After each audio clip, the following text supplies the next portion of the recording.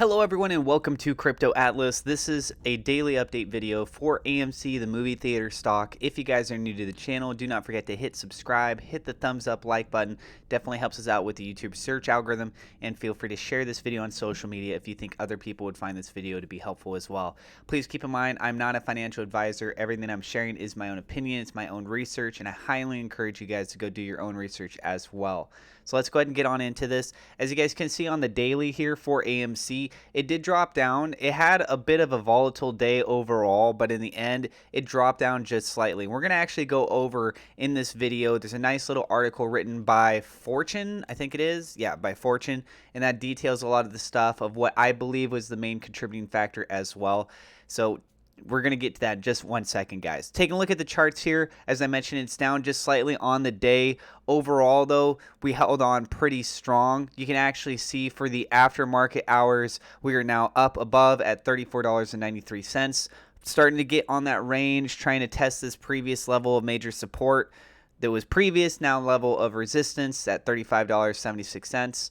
Right, so we're very close to that. If we can manage to break above that, then I'd say the next big objective goal is trying to get back above this level of resistance now, which for tomorrow is actually going to be established right around $42.37. So if everything works out in the best case scenario, we'll see high level of volume take place and a strong push going on. There was some discussions that I saw going on in the community about a hedge fund group who this hedge fund group bought a bunch of call options, but they also bought a bunch of put options as well. But what's being suggested is that it's more likely that they're believing the put options might be more for a short-term position just in case it does decide to pull down, and then the call options are more for a long-term basis.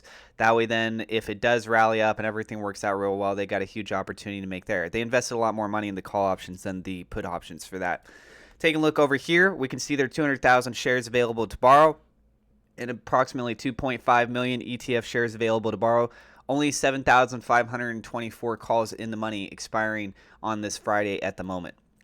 Looking at it over on the Darkpool, the positions actually continues to go down, and I don't even know what to make of this, to be honest with you. This is the first time I've ever seen this. Negative 190 million. How do you get negative? For position dollars, that says negative $9 billion. I actually didn't even notice this until I started to record the video. What is that? How? I honestly don't know. How is that possible? How can you have negative 190 million positions? Isn't this something that is way more indicative of naked or synthetic shorts? I mean, more specifically, the synthetic shorts. You guys let me know in the comments down below. That's insane. Negative 190 million shares, or negative $9.1 billion. $9,112,720,000 worth. That is insane. I'm going to refresh the page just to see if that's still actually correct or not. Yeah, that's ridiculous. Okay, let's go ahead and read this article. Dow plunges nearly 900 points. What's driving the stock market sell-off? The Delta variant. This is in regards to COVID. The Delta variant is wreaking havoc on the world's unvaccinated populations and the stock market as well. By mid-afternoon Monday, the Dow was on pace for one of the worst days of the year, if not the worst day so far, down more than 890 points to 33,797. The S&P 500 was down 86 points, and the NASDAQ was faring a little better, down 190 points. As Fortune Bernard's Warner put it, the market has the Delta blues. On CNBC's Squawk Box this morning, Mohammed El-Arian, I don't know if that's how you say his name, chief economic advisor of Allianz and former co-CEO of PIMCO, pointed to two culprits behind the sell-off. You have two concerns coming together: concerns about market technicals and concerns about growth. He said, that's what all the asset classes are telling you. News stories highlighting the deadly rise of the Delta variant seem to be sparking fears of more lockdowns on the horizon. At a press conference Friday, CDC Director Rochelle Walensky implored Americans to seek out vaccines to protect themselves as well as children under the age of 12 who still cannot get vaccinated. What's clear, this is becoming a pandemic of the unvaccinated, Walensky tweeted. Our biggest concern is that we are going to continue to see preventable cases, hospitalizations, and sadly deaths among the unvaccinated, Dr. Walensky said. According to the New York Times, the country passed 34 million cumulative cases on Friday. The Delta strain is particularly worrisome, as Fortune's Erica Fry and Nicholas Rapp reported, according to the CDC, which relies upon genomic surveillance data reported through July 3rd. 51.7% of new COVID cases are estimated to be caused by the Delta strain of the coronavirus, up from 30.4% for the previous 2-week period. Some sectors were feeling the pain more than others Monday, with airline stocks, cruise stocks, and hotel stocks getting hammered. So it was not only AMC that took a hit earlier today. Boeing, MasterCard, and Carnival were all down more than 5% by early afternoon. Meanwhile, Moderna, Novavax, and BioNTech were all surging, and Peloton was up more than 5%, recalling the patterns of stock trading earlier in the pandemic. But most analysts were not predicting a return to those dark days of a year ago. COVID-19 cases have more than doubled from the July lows as the variant has spread, but vaccinations are helping limit serious illness, reducing the need and appetite for tighter restrictions. So while we'll have to watch the situation closely, we expect the economic recovery to remain on track. Jeff Bushbinder, I don't know how to say his name either, equity strategist at LPL Financial, tells Fortune.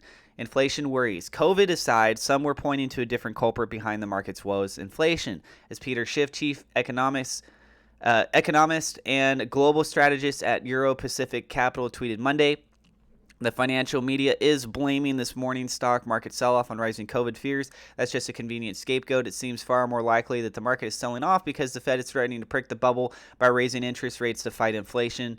The fear of rising inflation has been looming in the background for weeks, as Fortune's Sean Tully reported recently. The biggest fear by far haunting the worlds of business and investing is the I word, short for the curse of looming inflation.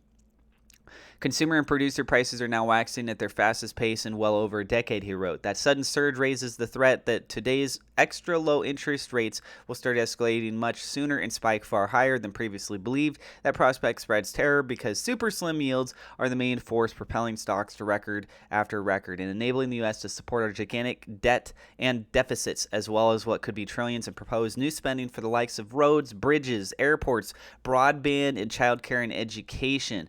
As prices on everything from dining out to electricity to used cars spike, the Fed may need to taper its bond buying program and nudge interest rates higher ahead of schedule. According to Tully, the data showing prices rising far faster than the Fed's forecast triggered a major shift in its strategy. On June 16th, the central bank announced that the majority of the 18-member Open Market Committee believed that the Fed will raise rates twice by the end of 2023.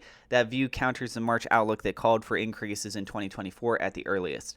Stock market outlook for 2021. That said, even though the market sustained big losses today, most analysts aren't hitting the panic button, at least not yet. As LPL's Bushbinder puts it, with no 5% pullbacks for the S&P 500 since last October, we are due for some volatility, especially considering the S&P 500 is up more than 90% from the March 2020 lows. David J. Costin, chief U.S. equity strategist at Goldman Sachs, wrote in a report released Monday that he still foresees the S&P 500 ending the year markedly higher, predicting the index will notch a 14% annual gain to end this year at 4,300 and end 2022 at 4,600. I wouldn't be surprised if we do see the year end out real well with the prices of the stocks all at a higher position where they're at right now. The last couple months have been really kind of just like Debbie Downer status. I don't know if you guys have been noticing all of that's been going on lately. But hey, the fact that AMC is making a bounce back right now, we're seeing a lot of the stocks starting to show some recovery signs there towards the end of the day, means that, hey, we still got some potential going on for the rest of the week. And also keep in mind, guys, with AMC that it is very low on the RSI. It's down at 37.84. Dangling on that edge of being in the oversold territory. I personally think it's already way oversold. It's just my own opinion. I think this has plenty of room to grow. Wouldn't be surprised if we start seeing some actual margin calls going through sometime soon, because we've been waiting on these things and the shorts have not closed out their positions yet, guys. The squeeze has not squozed. Don't forget that message, okay? We just got to hold on. They got to pay up some point in time. So we'll see how this continues to move forward. I'll keep you guys updated. I have referral links in the description for cryptocurrencies and stocks. If you guys want to get those, they're free.